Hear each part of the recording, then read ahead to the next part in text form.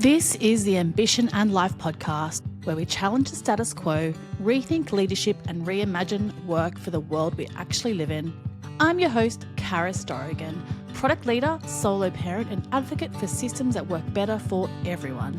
Each episode, you'll hear real stories and practical strategies from leaders, parents, and changemakers, building a future where ambition and care can thrive together, because the future of work is flexible, human, and values-led. And it starts right here.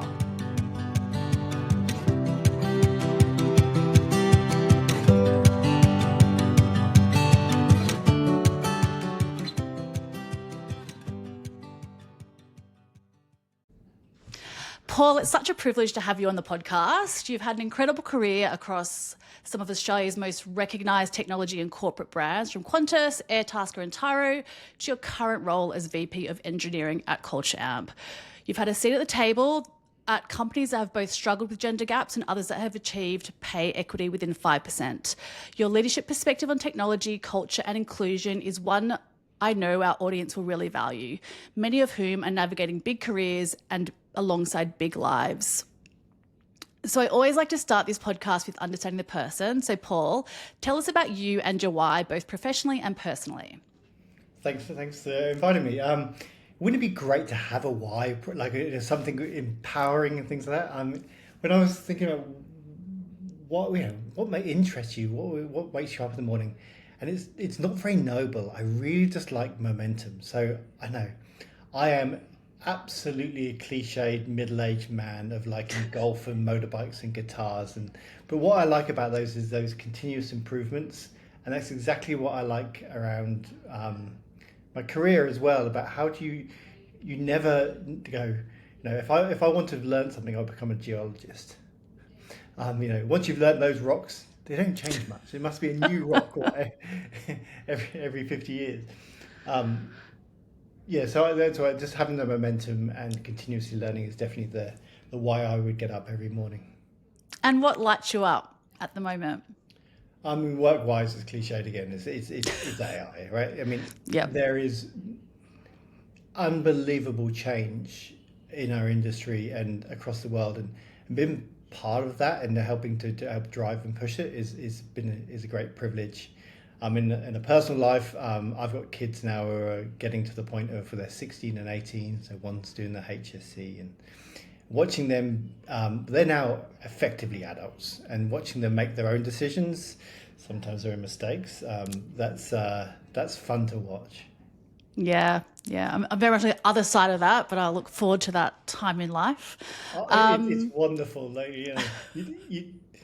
There's a nice moment when you don't know, as a parent, have to. We need to have them have their own shower. That's a nice moment. Yeah. They can go into swimming by themselves and go to a resort, and don't have to watch them. That's another moment. And then the next moment is when they can drive, and then you don't have to do Saturday sport anymore. It's amazing. Yes, I'm still waiting for the swimming pool moment on the next list. Okay, so let's switch gears a little. You've operated at the most senior levels in really large organisations and innovative tech companies. Some who have made real progress on gender equity and others that are still finding their footing. Have you noticed anything different, in these organisations, in how they've operated or what they've done to achieve meaningful equity? There's equity and all sorts of things. I always think the remuneration one's the most interesting one, equity, because it seems so simple to solve. Like, I've never worked anywhere where somebody said out loud, men should earn more than women. But it happened, and I think that's an interesting psychological thing what happened. So a few things on that. So I belong to this Men's Champion Change meetup group. It's run by a lady called Emma from Project F. And she does this great job, she holds you to account. And one of the things she makes you do is, instead of you having industry experts come and do and get presented, she makes the leaders themselves actually present the content. So I had to do why the gender pay gap. And so because you're talking with your peers, you don't want to do it, mess it up. I don't think I've researched anything so much in my life because you're going to talk about it and held to account. And there's some really interesting things about I learned how that works. From it's not it's actually females. If females are remunerating other females, there's a bigger pay gap. The old narrative used to be that we just wanted women to lean in. And Yes. ask the question because the idea was that the men asked more.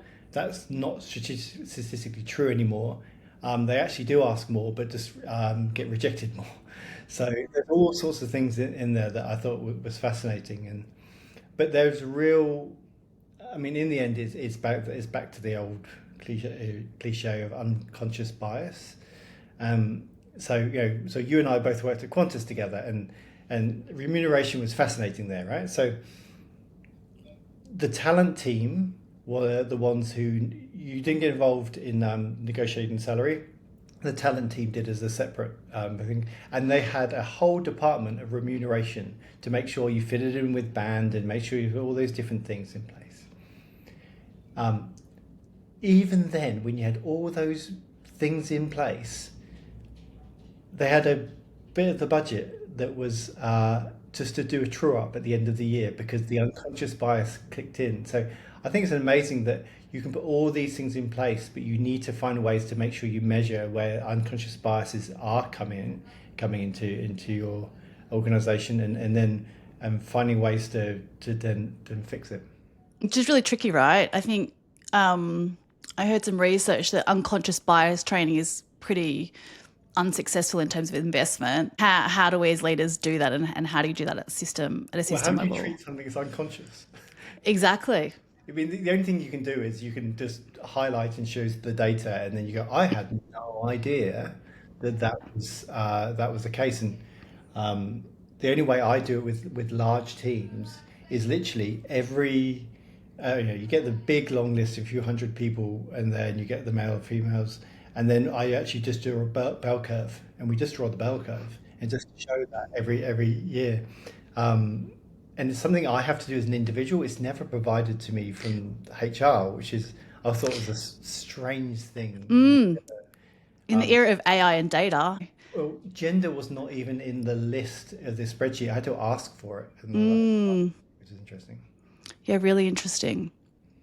And then I think it comes a bit down to the individual intent, right? I think if it is up to the individual to do that, it's based on who your manager is to kind of solve those problems. Yeah, but I thought Qantas was interesting in that they actually went, you know what, we don't know how to solve this, but the one thing we can do is fix it.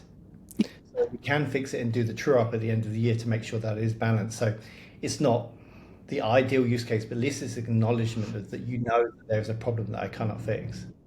Yeah, and there's, I guess, a plan to solve that on a yearly basis, which I think is really important. So for leaders then who have that seat at the table, and you've given a great example of what you do as a leader, is there any advice that you have for generally creating that diverse workforce within the tech sector, which we know is increasingly challenging to do so? Yeah, I mean, I think the answer is you have to make it a priority. It just won't happen. You need to. I still like the idea of mandatory reporting around gender and different diversity metrics, whether it's color or things like that, or even disability. I think it's really important just to make it a priority. And I think one of the advice is that you're going to have to be patient. Often, like when you're hiring around these decisions, you're in a sense of urgency. I mean, there's a problem to solve. That's why the job has been created. Someone's left, or there's a new opportunity you want to take advantage of. And the question is, are you willing to be patient or not to get that? Again, at Qantas, as an example, we hired more females than male engineers, which is pretty unheard of. And when we did a lot of things around that. So it was a very friendly brand. To be able to do that, we actually had we sold on the lifestyle. We did all the things you expect us to do. We A/B tested job ads and things like that. But the number one thing was we were patient. We went, we can wait. We're happy to go an extra couple of months to get the right diversity metrics, because once you get that, you don't want to be you don't want that person to be the token female, the 1 or 2 out of the 10. You need Yeah. that to become a thing and momentum, and they go, actually, no, oh, come work over here. It became a thing in the industry, and that becomes known, and then the goes, and then it's no longer a thing you have to think about. You just get more applications. Yeah. I guess that's the ultimate goal, right? You go from it being very conscious to actually, well, this is just the workforce and the culture we've created that's going to attract those different people into. Yeah, I mean, we spend a lot of time as well, though, going to meetups and doing all these kind of things, hosting events, sponsoring events, and things like that. It was a whole of org, and working with your talent teams and things like that. So this is, it's amazing. If you tell the talent team this is important to me, what a big change that will actually make. It's quite dramatic. Yeah, wonderful. And we've chatted a bit about why this podcast. So obviously, certainly as since becoming a solo parent and leading big in big roles, I really found that the higher you move up in organisations, from my perspective, the opportunity for flexibility reduces. And there's a risk of pushing people out, particularly women. Do you have a perspective on the future of work? I know there's a lot up around at the moment around return to office mandates, hybrid. What is it going to look like? We have AI changing the world. So what is your perspective on the future of work at the moment? Yeah, I mean, I think it's interesting. No one actually fully knows. I mean, I think the default is hybrid is the way, but then you're seeing other companies going, well, it's 5 days a week, and I don't care. I think you just have to you have to make it a hybrid organization. So Culture Amp is remote first, but what we do is encourage people to come you have to be near a hub. And what we find is people naturally come in about one or two times a week. I think what's the interesting bit is just making it a cultural norm that people don't, you've got to measure, cultural norm that hours are not fixed. And the cultural norm that wellness is really important should be tracked. So I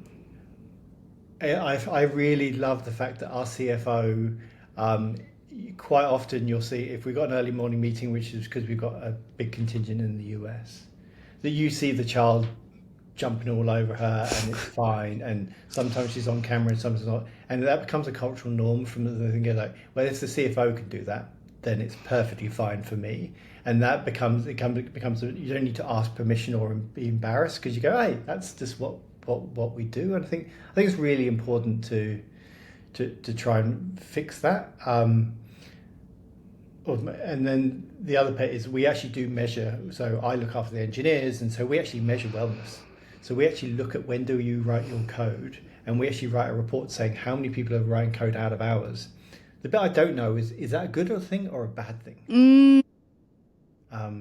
So what we're trying to go, and it is too cliche to go, it's output basis, but I think it's somewhere where we do need to go. Like, I think it should be just become a cultural norm where you say, hey, I'm off to take my son to sport, my daughter, and then I'll pick this up later and things like that. And asynchronous communication becomes a much absolutely. Yeah. And can I ask, what are some of the metrics you measure from a well-being perspective? Well, Culture Amp measures a lot of things around culture. Maybe some key. Those who don't know, Couple of highlights. Culture Amp does engagement software, and wellness is one of the key pillars. So from a coding perspective, we literally just measure when do you do your check-ins, and if we're seeing people are doing lots of writing lots of code in the evenings, we probably would just use that as a measure to say, hey, is everything okay? If you're happy, you're happy. If you've been wanting flexibility, great. But and we want that to be an open conversation. You need to have a good culture and a good relationship to also bring those things up. And then we're always measuring to see what people's wellness are like in various different ways. So what Culture Amp does really well is, we take people science data, so we do a lot of people science and cultural research, and then we see how do we measure up against it. And not always. Culture Amp does a great job at that, but we want to see what people's level of stress is and what does high performance look like. Yeah, awesome. It's so nice to see companies taking that approach. And so I guess shifting gears a little into retention, because I've seen a lot lately, this sort of narrative and data around the fact that half of women who enter the tech industry are likely to leave, in their mid-career around 35 and 40. And I think you did a roundtable on this recently. I spotted your picture. Pretty sure it was you. What do you think sits behind that attrition? And what do you think we could do to start to reverse it? So the interesting thing on the stats is we've been getting steadily worse. So we have been getting better at attracting people to the industry in the diverse measure, but we've been getting worse on retaining people. And none of us are really quite sure. I mean, there is an obvious thing that happens to women in their mid-30s, right? There's a vast majority, there's a lot of people, I don't know what the stats are, but we'll go off and have a baby. Yeah. And then the question is there enough support mechanisms in place to really, especially in IT where it's just changing so fast? It didn't really hit home to me until somebody told me, he goes, when you go on holiday for 2 weeks and how disconnected you feel from the organization when you come back. So now try it when you go away for 9 months. And do you ever really recover from that thing? Do you feel like you're one step behind? And I think we haven't put those things in place to help. And because there is an expectation of continuous learning and there is continuous change, how are we supporting males and females? And unfortunately, I don't think we're doing a good job. I don't think we're doing a good job in two things. I don't think we're very good at supporting females. And I think we do a terrible job also of allowing males to be able to be the primary carer. Yeah, I agree. I had a really interesting conversation on this podcast recently around if we're measuring, how to help women into leadership, how are we measuring men taking flexible options or, feeling like they can take parental leave and closing that gap, because it's probably two sides of the same coin in many ways, which I thought was really interesting. I mean, it's got better.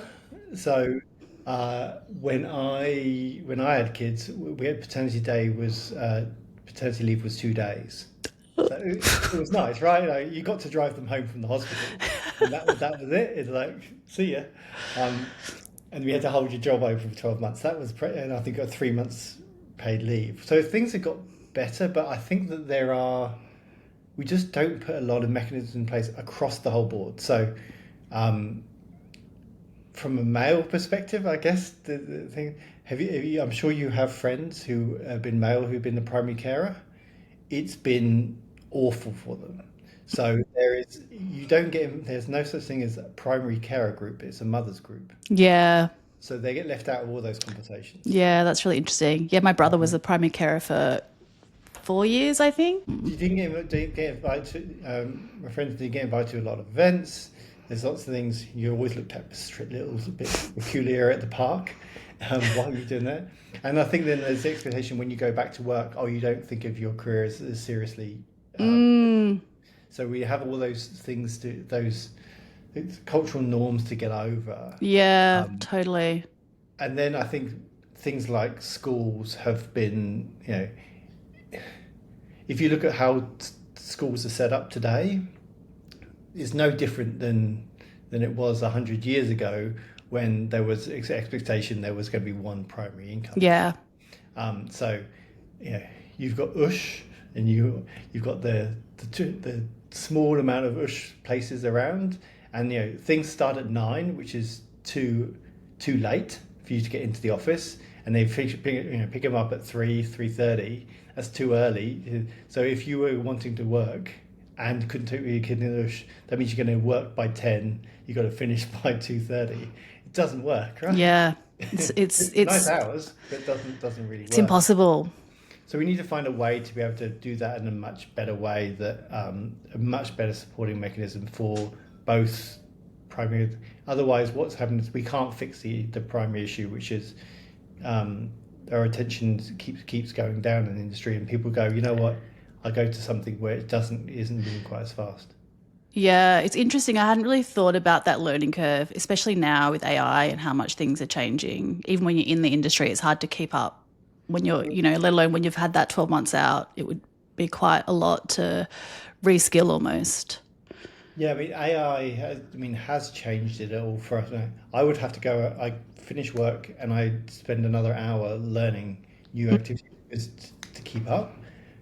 Asking people with young children to do that is just not an option. You're exhausted by the time you've got to put them to bed, and then so we need to find a way to be able to put those to get learning involved in. Any tips? Any tips on how we do that? I think you just got to give people the option to learn on the learning. Yeah. I don't think you need to go off and do many, especially in IT. You don't need to do often courses. If you ever go to an IT course, they move such a graceful pace, and you just go. Oh, you look forward to finally being trained, and then you go, I would do anything I can to pay. I pay my way to get out of this bloody course. But I think what you can do is provide those mechanisms in the job. So. To make sure that you are learning, give them the idea to be able to do experimentations, trial and fail your jobs. I think the 20% time doesn't work. It's never worked. Friday afternoons off to try and get things done always gets eaten away with. But if you can go, hey, we've got this idea, we want to prototype this, that's the best way to actually learn. Yeah. That's outside of maybe your traditional tech stack. And that's quite, it's quite a simple strategy really to build in that time to learn new skills that are probably going to impact performance and outcomes, over the next horizon anyway. And I think with AI, prototyping has become fascinating. You can move much faster. You can build, and you don't require engineering time. You can, if you're from product management or designers can create their own prototypes. So you can learn new skills by just doing more discovery than it is actually just going. Yeah, absolutely. And so I guess continue on the topic of the tech workforce. Obviously, Australia is going to need tens of thousands of new tech professionals over the coming years. What else do you think we can do to really, solve this problem, to open up opportunity for different types of people to enter the tech sector? Again, we need to start early. In finance. One, I think the tech sector is fantastic, as in that I wish more school kids just walked around Canva and Atlassian and then go work. Love them to do little tours and let's do Canva and Atlassian, then go to a lawyer, let's go do a government job, and I can tell you which one you're going to get them. So if we can expose more of these children to these environments, to go actually, you know what? These are great industries to go into. The hours are generally actually quite good. The pay is well, and the snacks are excellent.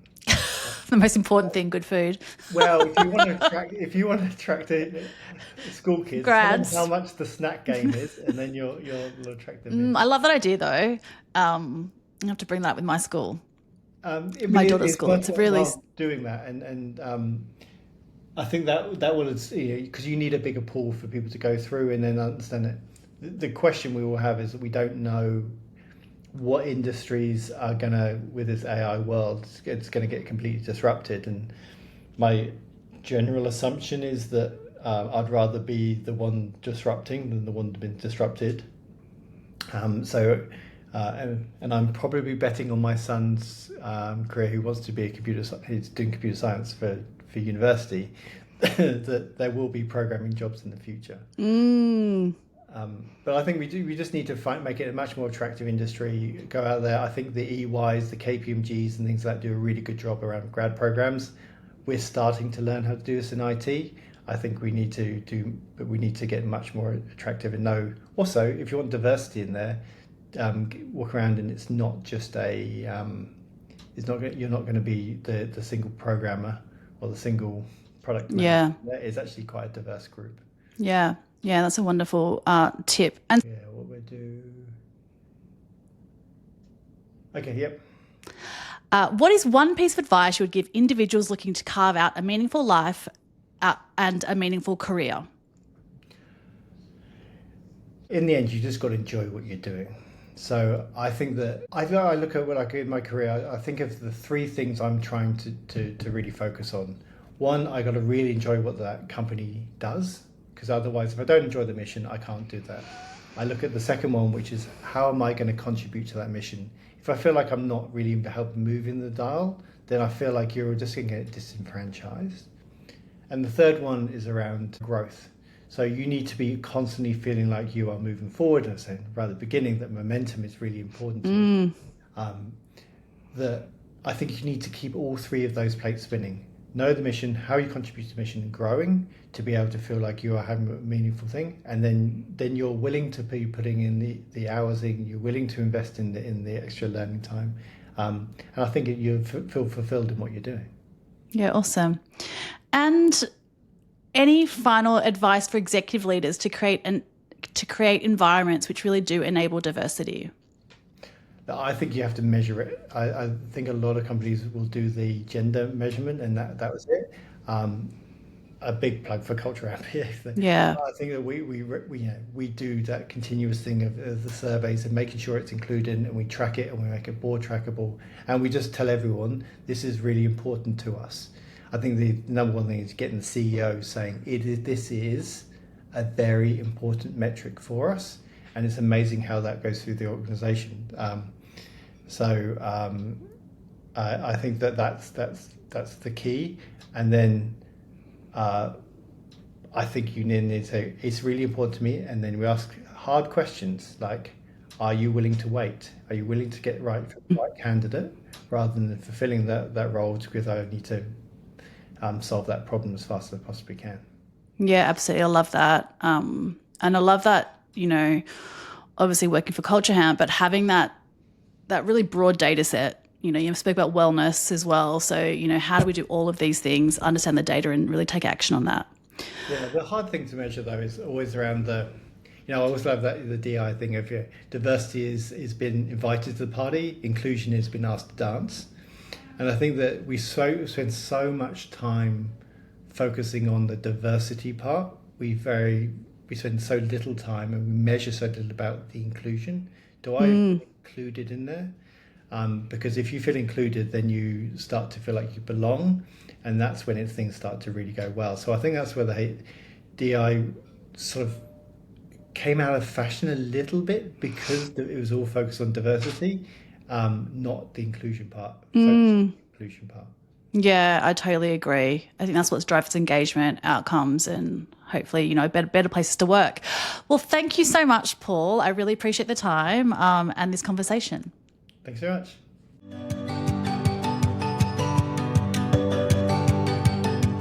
Thanks for joining me on the Ambition and Life podcast.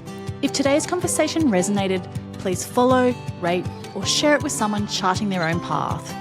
If there's a conversation we need to have or a voice we need to hear, get in touch. Because none of us should have to choose between ambition and life. And when we share stories, we shape systems. Until next time, stay courageous, stay intentional, and keep designing a life that honours your ambition and your humanity.